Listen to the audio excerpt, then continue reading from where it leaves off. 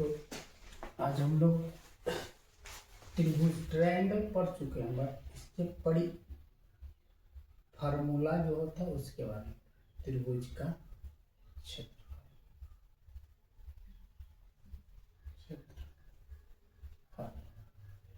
तो सबको पता है, हर को पता है कि त्रिभुज का क्षेत्रफल होता है 1/2 गुने आधार गुने शीर्षलंब।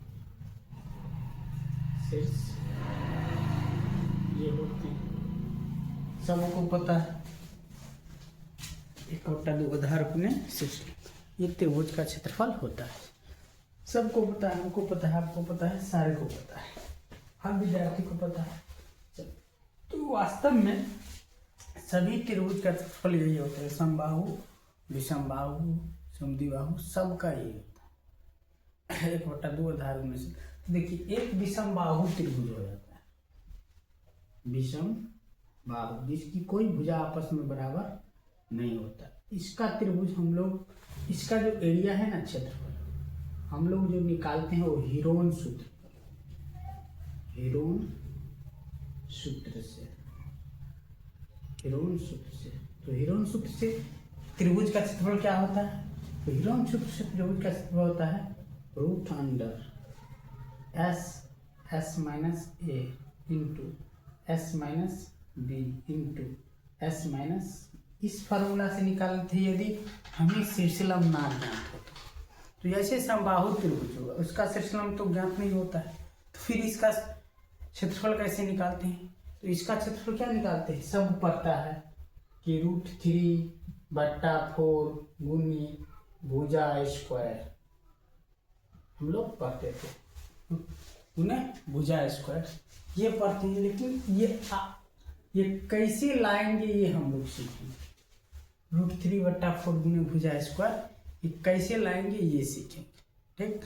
और यही फार्मूला पर बैठा के वो आता है, ये फार्मूला पर 1/2 जो त्रिभुज के 1/2 आधार गुने शीर्षलंब गुने भुजा, ये समझे।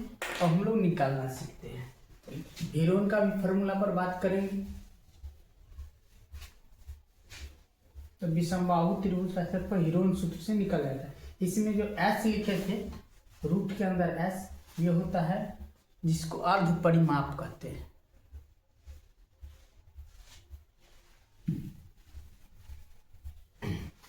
चलो अब हम लोग समझ, जैसे एक ये समबाहु त्रिभुज है, समबाहु त्रिभुज A B C, यहाँ क्या है AB बराबर BC, क्या है AB बराबर BC बराबर AC, AB बराबर BC बराबर AC, यानी कि त्रिभुज बराबर है। समबाहु त्रिभुज है, समबाहु त्रिभुज का परिभाषा भी कहते हैं जिस त्रिभुज के सभी भुजा आपस में बराबर उसे समबाहु त्रिभुज कहते हैं। और हम लोग देखते हैं क्या लिखे हैं, समबाहु, अर्थ भी समझ लेते हैं। समबाहु, सम का मतलब होता है बराबर, बराबर। बाहु का मतलब होता है भुजा, मतलब भुजा, या जो उसको रेखाखंड किए। बस इस शब्द का अर्थ समझिए, समबाहु त्रिभुज का परिभाषा। अगर इस समबाहु को हम लोग यहाँ से यहाँ तक को यदि a मानते हैं तो ये भी हो जाएगा a और ये भी हो जाएगा a, सभी भुजा हो गया a बराबर, यहाँ लिख देते हैं a। चलिए अब हम लोग निकालेंगे किसका क्षेत्रफल, तो समबाहु त्रिभुज, यहाँ लिख देते हैं समबाहु त्रिभुज का क्षेत्रफल निकालना है हम लोग को। अब हम लोग यहाँ लिखेंगे माना कि ABC एक समबाहु त्रिभुज है, समबाहु त्रिभुज है, समबाहु त्रिभुज, बस माना कि ABC एक समबाहु त्रिभुज है जिसमें क्या है, जिसमें AB बराबर BC बराबर AC बराबर A, और ये क्वेश्चन लिख देंगे। माना एक स्टेप बाय स्टेप समझिए। एक क्वेश्चन लिख देंगे क्या, माना कि ABC ये समबाहु त्रिभुज है, ठीक, जिसमें AB बराबर BC बराबर AC समबाहु है तो वास्तव में बराबर होगा, और माने ये हम लोग माने। चलिए अब जरा देखते हैं। अगर हम शीर्ष यहाँ लिखते हैं, शीर्ष A से, शीर्ष A से BC लंब A से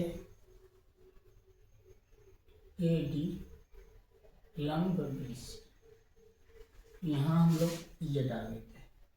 6A से यहाँ BC पर लंब डाल दिए जो D बिंदु पर काटता है, जो D बिंदु पर। AD लंब क्या हो गया, BC खींचा, खींच दिए।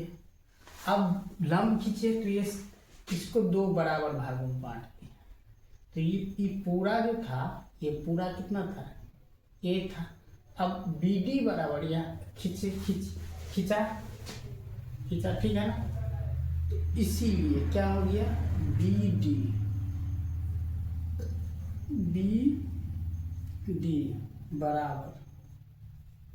बराबर BC, ठीक है। तो BC बराबर हम लोग क्या लिखेंगे, BC बराबर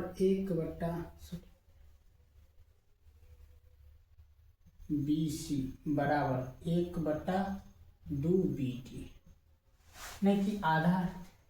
BD क्या है, BC का आधा है, इसका मतलब हो गया आधा। चलिए तो यहाँ हम लोग 1/2 लिखेंगे और यहाँ भी 1/2 लिखेंगे। तो देखिए अब त्रिभुज, अब लिखते हैं यहाँ, अब त्रिभुज ABD में क्या है, AB बराबर BD बराबर 1/2,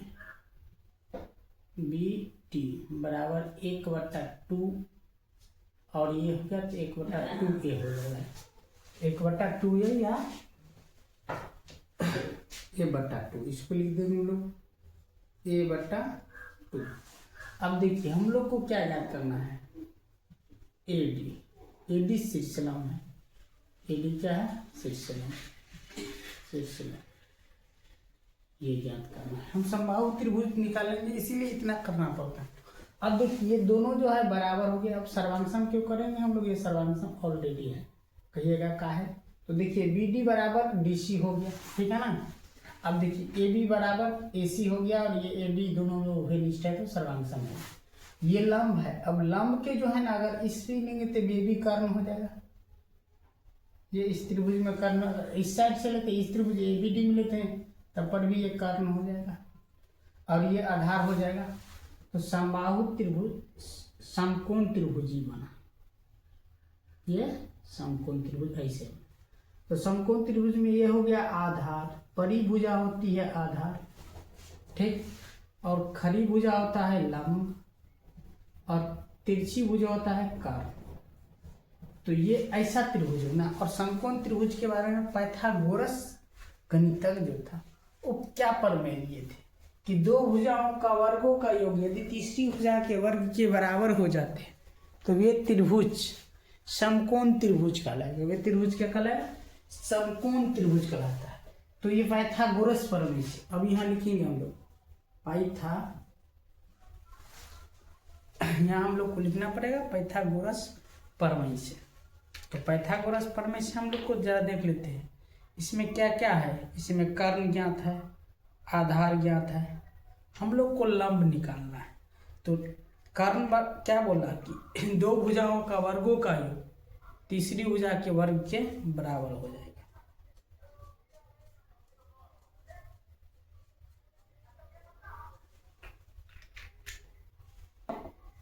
तीसरी भुजा के वर्ग के बराबर हो जाएगा, ये बोला गया। पाइथागोरस क्या बोला, दो भुजा के वर्गों का योग अर्थात लंब स्क्वायर जोड़ आधार स्क्वायर बराबर कर्ण स्क्वायर।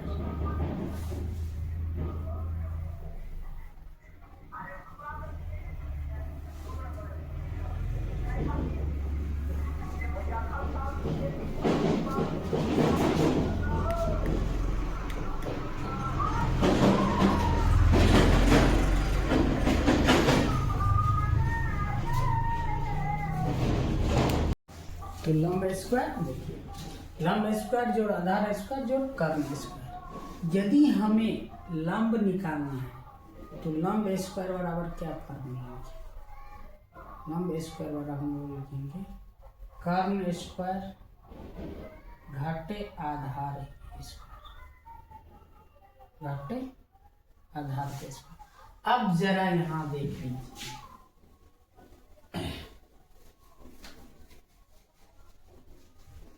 अब हम लोग यहाँ देखेंगे जो मूलभूत बात है वो निकालना है लंब। अब देखिए इस त्रिभुज, अब यहाँ देखिए त्रिभुज क्या लिखे हैं, ए बी डी, त्रिभुज ए बी ए डी, इसमें से तो निकला है, ये हमें ए डी नहीं ज्ञात है। ए डी ही क्या है, ए डी ही हम लोग का लंब है ना, तो लंब ए डी के स्क्वायर बराबर क्या लिखेंगे, ए डी के स्क्वायर बराबर लिखेंगे ए बी के स्क्वायर घटे बी डी के स्क्वायर।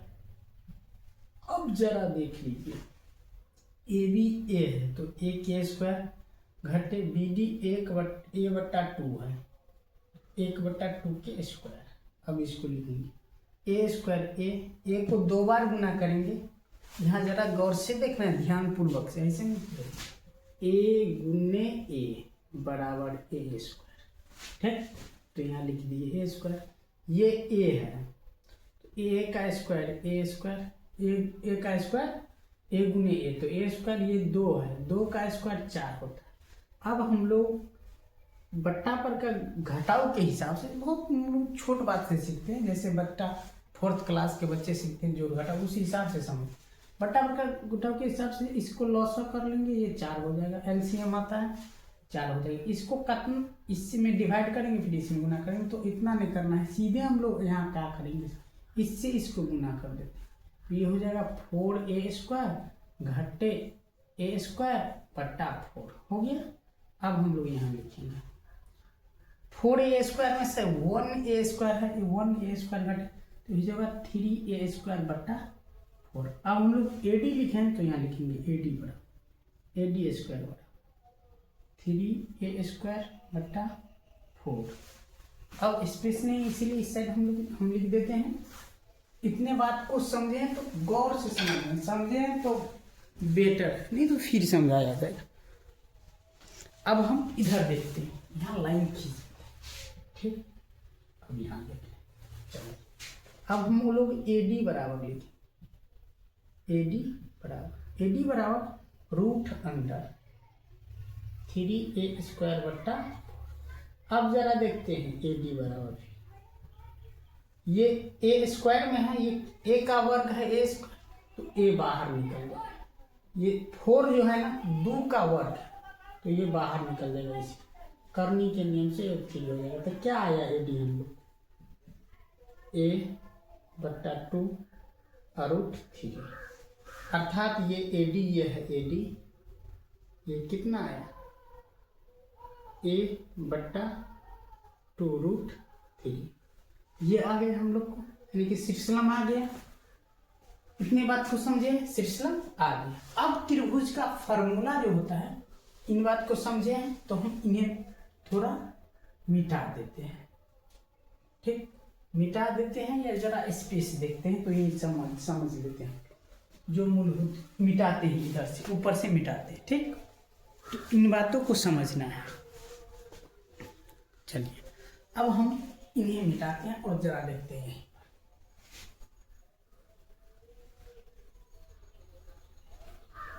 चलिए अब AD हम लोग को इतना है, सिलसिला आ गया। त्रिभुज का जो क्षेत्रफल होता है, जो सब लोग रखते हैं, उन्हीं पर इसको बैठा कर देखते हैं। त्रिभुज का क्षेत्रफल। इन्हीं पर 1/2 आधार। तो आधार क्या है? ये BD है आधार। तो आधार हो गया आधार, तो आधार A। ठीक, इसके बाद क्या होता है? आधार हो गया।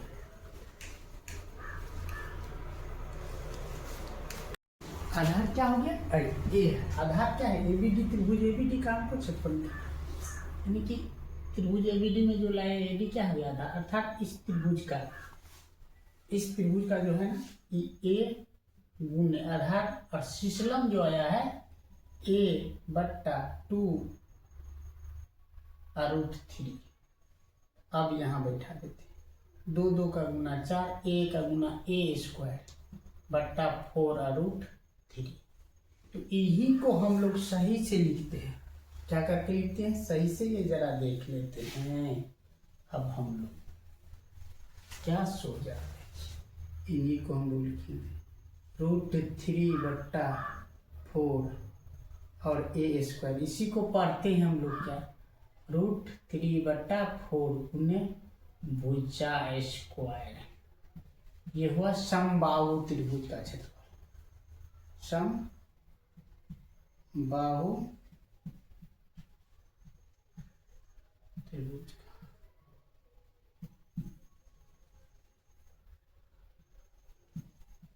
क्षेत्रफल। यही फॉर्मूला है समबाहु त्रिभुज का क्षेत्रफल। क्या? √3/4 गुने भुजा²। अब A² यहाँ जो लिखे, A इसकी भुजा है ना, इसीलिए पूरा। अब रटने की जरूरत उतना नहीं, कंसेप्ट समझ में आना चाहिए। समझ में आ गई तो अगले क्लास में अगली चीज लेके आएंगे। तब तक ले जाए, समझ में आए अच्छी तरीका से बताते रहिए।